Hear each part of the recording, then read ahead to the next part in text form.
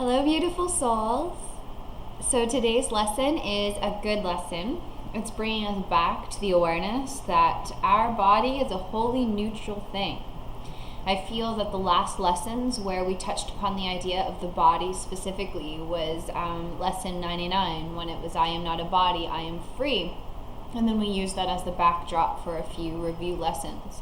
So I'm glad that we brought it back up again, but this time we are recognizing the neutrality of the body, that the body means nothing, that the body is not what we are, that the body is not what we desire, that the body is not what we want, but literally the body is a neutral thing. It is a character in a play. It is, truly it's a communication device. Period. It's a communication device.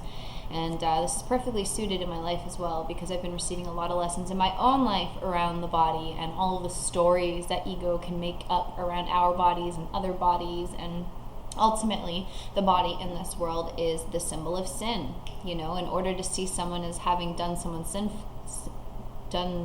sinful or is sinful, then we have to see them as a body. So literally the body is a symbol of sin in this world, but according to the Holy Spirit, we can see the body as a wholly neutral thing and as a communication device only. So we are allowing ourselves to receive a reinterpretation here of what the body is and what the body is for. So let's read here what Jesus has in store for us today. Lesson 294, my body is a wholly neutral thing. Wholly neutral. I am God's son. I am a son of God, rather. I am a son of God.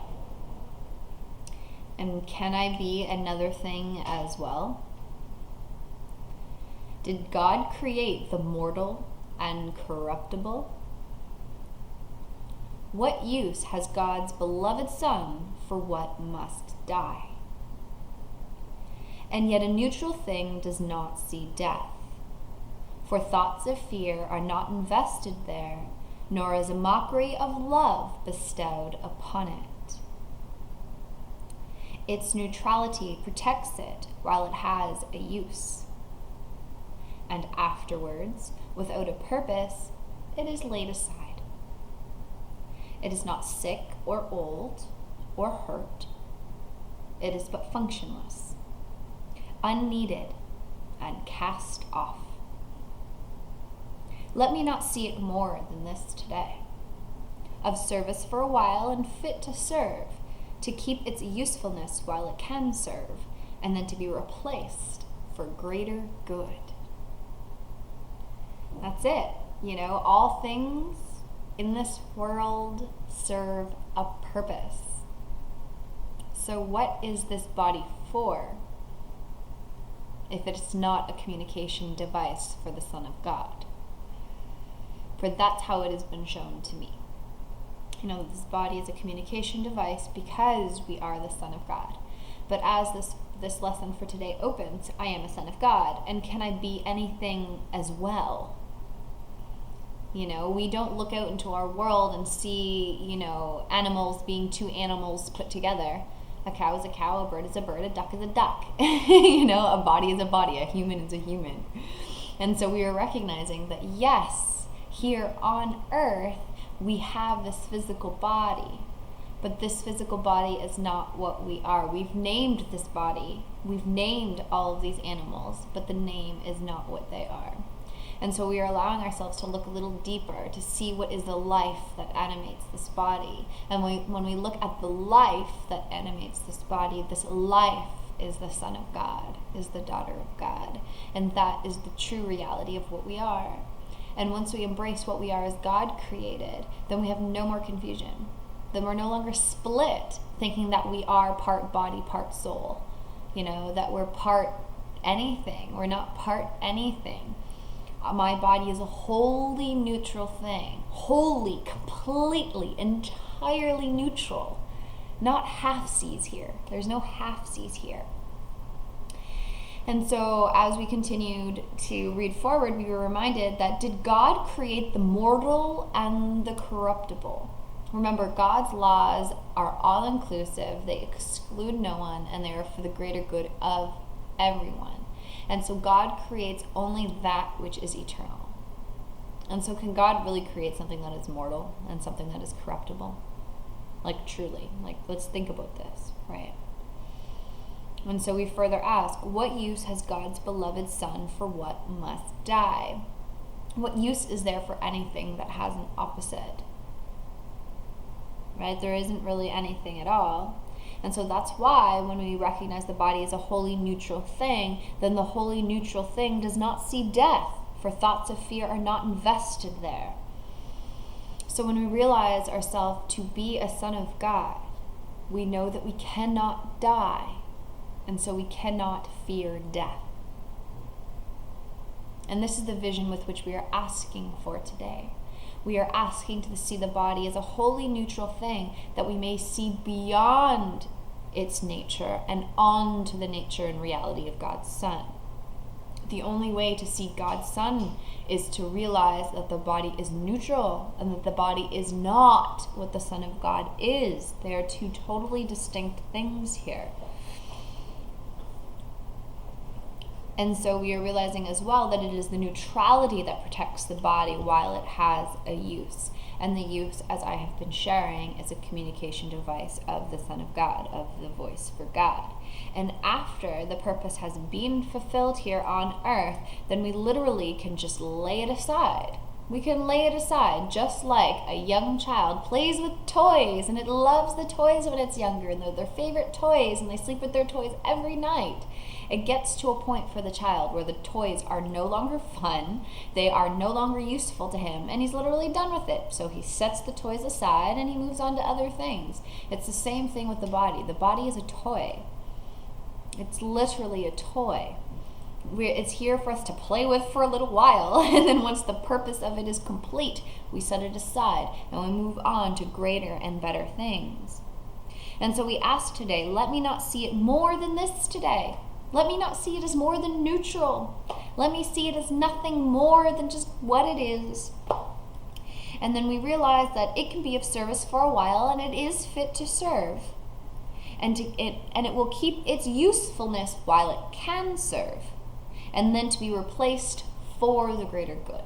Much like Jesus, his body was of no longer service to him because he had completed his part here. He had accepted atonement for himself, and therefore to be in a body anymore was pointless. But while he was here, the body served a major function, and it was literally to meet the other sons of God where they are in believing that they are a body.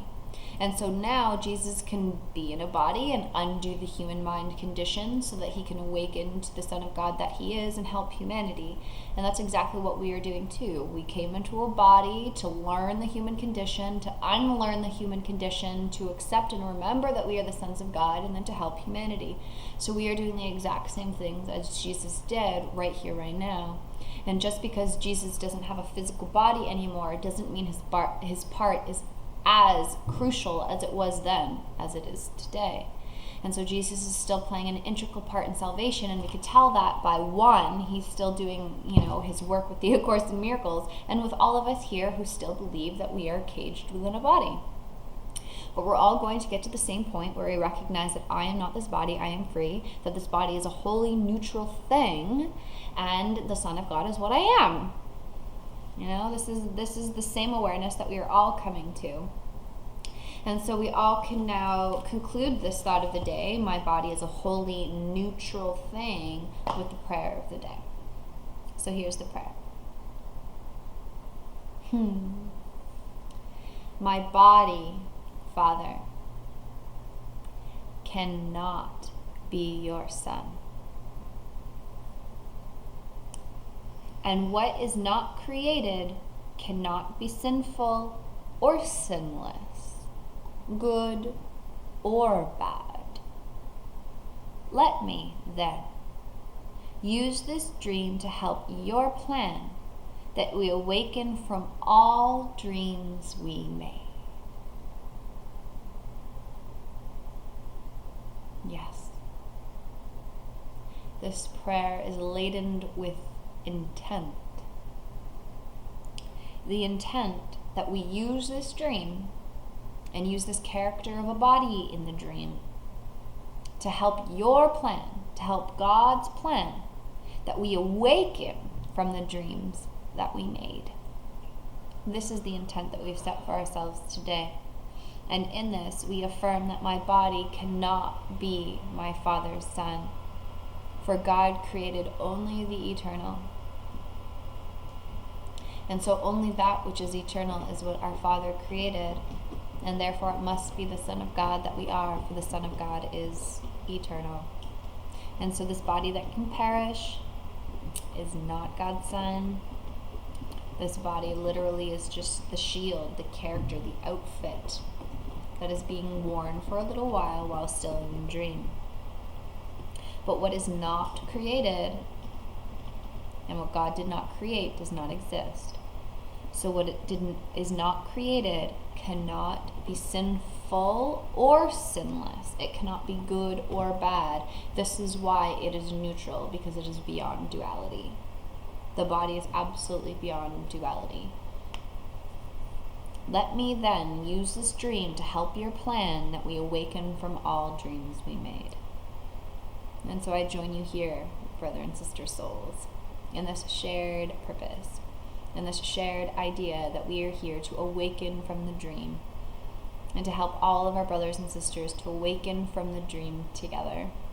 That we may first be in a happy dream where we can celebrate life and joy and love and fulfill our function perfectly here. And then we all can just lay aside the bodies and move on to greater and better things as we continue forward for the rest of eternity. So much to be experienced. So much joy to come. So our lesson, my body is a wholly neutral thing. So remember this all throughout the day today. I love you all, beautiful souls. Mwah.